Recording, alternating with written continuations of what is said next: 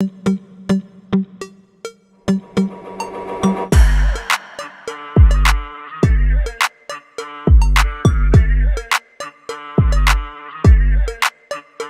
teachers, I've got something for you that is perfect for getting to know your kids that they will love. If you've not heard of our Giphy forms that the bibliotechies make or the template gallery, today I'm going to show you the template gallery, which will cause all kinds of hopefully some connections with how you can use this with coworkers. I'm going to showcase how I use my calendar with my Google Classroom calendar and click into the form directly to see how my kids interacted with that form this week. I'm going to find out some personal things about my kids and I want to show it to you. So here's the assignment. It's going to show up on its due date. And this is in my Google Classroom. And that's what was in the instructions. I click into the form and I'll see the respondents view of this Google form when I click on it, because it's attached to that assignment here. Now, to see the responses, I need the editor's view of this Google form. And now I'm going to see, I'll blur out the names, but I'm going to see the kinds of responses that I got.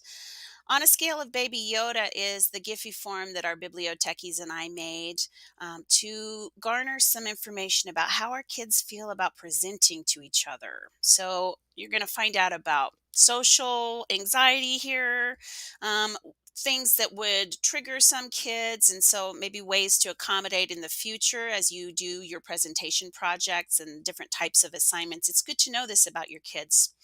I'm going to scroll through the individual responses. This person feels this way. They're very social. How about, so this is an introvert. They don't get as much alone time as they like. Good to know about this particular young man. And I never would have guessed that about him. So I love that I just found that out about him and that he shared that with me. Teachers comment appreciation for a short answer question in these as well, because then it opens it up for them to share more about themselves. And let me show you where I got this form, okay? I'm going to show you the template gallery now. A template gallery is native to each of our main Google applications in our domain. So I'm going to get to them by going to the home page for that Google app. Not usually a useful thing to do. Usually it's better to just go to your drive and search for that file type, because then you can put the names in, not just see everything mixed in by chronological order or how recent it was that you've been in the file. I don't know if you've ever noticed this top grayed out area, but this is actually super cool.